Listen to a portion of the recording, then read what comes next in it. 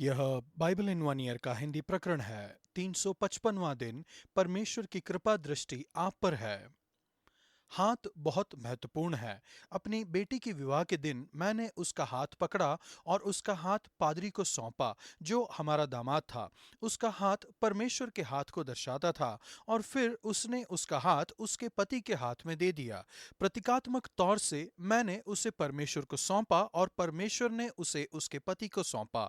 हाथों का शामिल होना शादी की रस्म का एक प्रमुख हिस्सा है। एक स्तर पर हाथ सिर्फ मानव शरीर की बाह का हिस्सा है, जिसमें हथेली, उंगलियां और अंगूठा होता है। पर जब हम हाथ शब्द का प्रयोग करते हैं तो अक्सर हम इसका अर्थ सिर्फ एक भौतिक अर्थ की तुलना में नहीं करते। हाथ शब्द की उपमा हम कार्यवाही, देखभाल और अधिकार के रूप में भी कर सकते हैं। परमेश्वर हाथों का इस्तेमाल करते हैं। कई बार हम पढ़ते हैं यीशु बीमार लोगों पर हाथ रखकर उन्हें चंगाई देते थे, या सिर्फ अपने हाथों से छूकर भी। फिर किसी समय पर वो अपना हाथ लोगों पर उन्हें आशीषित करने के लिए रखते थे। यीशु ने अपने चेलों से कहा कि उनके हाथ बीमारों को चंगा करने के लिए प्रयोग किए जाएंगे, और वास्तव में लोगों को उनके हाथों के रखने से चंगाई मिली और अन्य लोग पवित्र आत्मा से भर गए थे, या उन्हें परमेश्वर के वरदान मिले हाथों के रखने के द्वारा। परमेश्वर के हाथ के बारे में इसका क्या अर्थ है? बाइबल परमेश्वर के हाथ का अर्थ कुछ बहुत गहराई से बताती है। परमेश्वर का अदृश्य और अद्भुत हाथ आपके ऊपर है, मार्गदर्शन, उत्साहित, मजबूत बनाने के लिए और आपकी रक्षा करने के लिए और आपको साहस देने के लिए। भजन संहिता 145 का 13 से 21 तक। परमेश्वर का हाथ खुला और उदार है। आप अपनी मुट्ठी खोलकर सब प्राणियों को आहार से तृप्त करते हैं।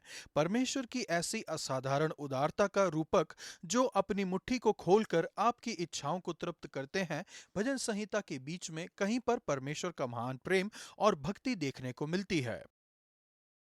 कवि रॉबर्ट ब्राउनिंग ने लिखा, मैंने जी लिया और परमेश्वर के हाथों को अपने पूरे जीवन में देखा, और सब मेरी भलाई के लिए था। यहोवा सब गिरते हुओं को संभालते हैं और सब झुके हुओं को सीधा खड़ा करते हैं। अपने सब कामों में करुणामय हैं। परमेश्वर अपने सब वायदों के प्रति वफादार हैं। ये भजन वायदों से भरा हुआ है। परमेश्वर आपको कायम रखेंगे। परमेश्वर आपके नजदीक हैं। वे आपकी हर इच्छा पूरी करेंगे। वे आप पर नजर रखे हुए हैं, और ये सब हमें प्रशंसा करने के लिए प्रेरित करते हैं।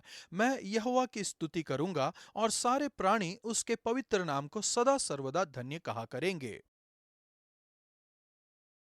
पिता परमेश्वर, मुझे अपना हाथ पकड़ने दीजिए और मैं एक बच्चे के समान आपके साथ चलूंगा, जीवन भर आपके प्रेम और ताकत में सुरक्षित होता हुआ। नया नियम, प्रकाशित वाक्य 13 का 1 से 18 तक। परमेश्वर का हाथ जीवन की पुस्तक में आपका नाम लिखता है। क्या ही अद्भुत विशेषाधिकार मिला है कि परमेश्वर के हाथ आपके नाम को जीवन की पुस्तक में लिखते हैं, जो कि यीशु के हैं।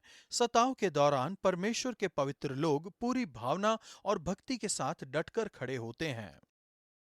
पहला पशु एक अत्याचारी शक्ति जैसा प्रतीत होता है। इस अध्याय में हमें मानव सरकार का सबसे बड़ा विवरण पढ़ने को मिलता है, एक शैतानी शक्ति का। और दूसरा, इस अध्याय को हमें रोमियो 13 के साथ साथ पढ़ना चाहिए, जिसमें मानव सरकार सबसे अच्छी दिखाई गई है, एक धर्मी अधिकार। सारी मानव सरकार प्रकाशित वाक्य 13 और रोमियो 13 के मिश्रण से बनी है। कुछ सरकारें रोमियो 13 की तरह हैं और कुछ ऐसी जिनका वर्णन यहाँ पर दिया गया है। सो आप आश्चर्यचकित ना हो जब सरकारें ईसाई विरोधी कानून बनाती हैं और कलीसिया पर अत्याचार करती हैं।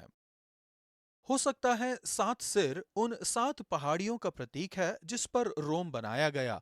दानियेल नबी ने ऐसे पशु देखे जो चीते, रीछ और सिंह का 3 अनुक्रमिक विश्व शक्तियों का प्रतीक है, और यहाँ पर अपने आप में एक हो गई हैं।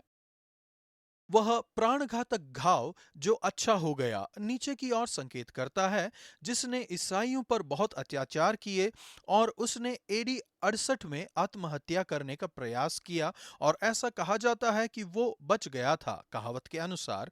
और इस घटना को हम यीशु की मृत्यु और जी उठने की हास्यानुकृति के रूप में देख सकते हैं। वह पशु परमेश्वर के लोगों पर 42 महीने या 3.5 सालों तक हमला करता है। आमतौर पर ये वो अवधि है जो यीशु के पहले और दूसरी आगमन के बीच की अवधि है, और वह है कलीसिया की उम्र। और वह पशु कलीसिया पर अत्याचार करता है, और वह संतों के विरुद्ध जंग करता है, और उसके पीछे बहुत कुछ है। और वो लोग जो उन पशु के साथ नहीं हुए, वो हैं जिनका नाम जीवन की पुस्तक में लिखा है, जिसका अधिकारी वो मेमना है जो उत्पत्ति के समय से घात हुआ है। और दूसरा पशु नकली यीशु की आकृति है। वह बड़े बड़े चिन्ह दिखाता है। वो एक धोखेबाज है। वो सब पर दबाव डालता है कि उसकी छाप अपने दाहिने हाथ या माथे पर लगाए। उसका अंक 666 है। 666 का अंक एक स्तर पर दोबारा से नीचे की ओर संकेत करता है, क्योंकि इब्रानी अक्षरों में नीरो सीजर को जब हम अंकों में परिवर्तित करते हैं तो 666 अंक निकलता है। दूसरे स्तर पर प्रकाशित वाक्य में जो अंक है वो सामान्य रूप से प्रतीकात्मक है। अंक 6 अपूर्णता का अंक है, क्योंकि अंक 7 पूर्णता का अंक है। इसलिए अंक 666 तिगुने अपूर्णता या पूर्ण रूप से अधर्मी। ज्ञान इसी में है। शैतान आज भी ज्योतिमय स्वर्गदूत का रूप धारण करता है, और उसके सेवक धर्म के सेवक का रूप धारण करते हैं। पहले पशु का मुंह सिंह का सा है, दूसरे पशु के मेमने के जैसे दो सिंह हैं, और ऐसा लगता है मानो वो यीशु की तरह दिखना चाहते हैं, जो एक सिंह और मेमने हैं। परमेश्वर का धन्यवाद हो कि उन्होंने अपने हाथों से अपना नाम जीवन की पुस्तक में लिखा है। प्रभु, कृपया मुझे ज्ञान, भक्ति और धैर्य दीजिए। मेरी मदद कीजिए कि मैं बुराई पर जयवंत हूँ। पुराना नियम एजरा 7 का 11 से 8 के 14 तक। परमेश्वर का हाथ उनके ऊपर है जो उनकी ओर देखते हैं। एजरा पर परमेश्वर का हाथ था। एजरा की पुस्तक एक समुदाय के बारे में है जो एक ताजी शुरुआत करती है। यह सिर्फ एक आदमी के बारे में नहीं है। तब भी परमेश्वर ने एजरा का इस्तेमाल एक विशेष रूप से किया।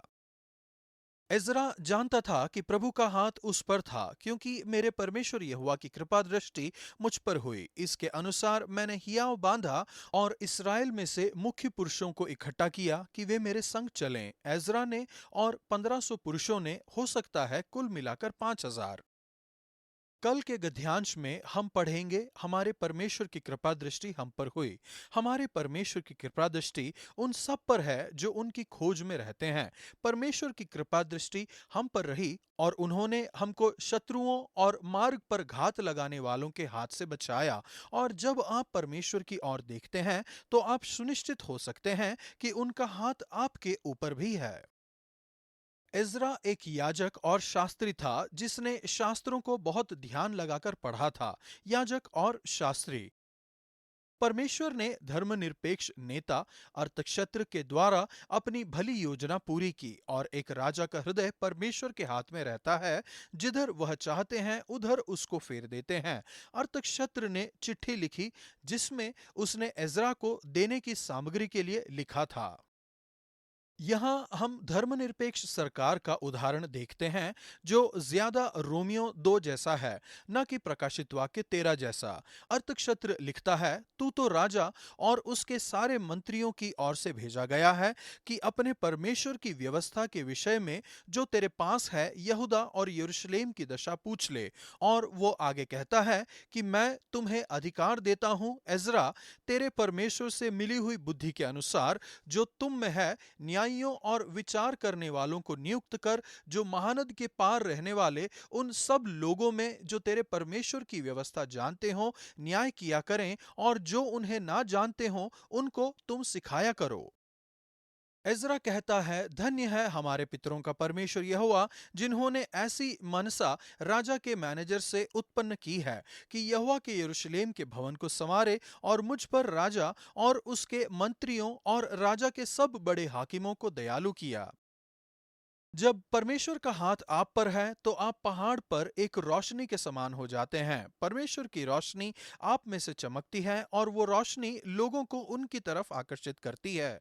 वे आपको एक अगुवे की तरह इस्तेमाल करेंगे और आपको सारे साहस और अधिकार से परिपूर्ण करेंगे। परमेश्वर आपका धन्यवाद क्योंकि आपका दयालु हाथ उन सब लोगों पर है जो आपकी ओर देखते हैं। आपके प्यार, अनुग्रह और सुरक्षा के लिए आपका धन्यवाद। सिर्फ आपके दयालु हाथ की वजह से ही आज मैं आपकी ओर निहार के अपनी हिम्मत को पाता हूँ। मैं प्रकाशित वाक्य को लेकर थोड़ा संघर्ष कर रही हूँ। मैं आज बाइबल से सांत्वना की खोज कर रही हूँ। मैं सोचती हूँ कि भजन संहिता पर ही जुड़ी रहूंगी और मैं सुनिश्चित नहीं हूँ कि मैं सताव सहने के लिए मजबूत हूँ। परमेश्वर पूरी सृष्टि से प्रेम करने वाले प्रभु हैं। भजन संहिता 145 का 1। प्रभु थामते हैं, उठाते हैं, तृप्त करते हैं, नजदीक हैं, नजर रखते हैं। पद 14 से 20। मैं बेहतर महसूस कर रही हूँ। आज का वचन, और मुझ पर राजा और उसके मंत्रियों और राजा के सब बड़े हाकिमों को दयालु किया। मेरे परमेश्वर यहोवा की कृपा दृष्टि जो मुझ पर हुई, इसके अनुसार मैंने हियाव बांधा और इज़राइल में से मुख्य पुरुषों को इकट्ठा किया कि वे मेरे संग चलें। इज़रा 7 का 28।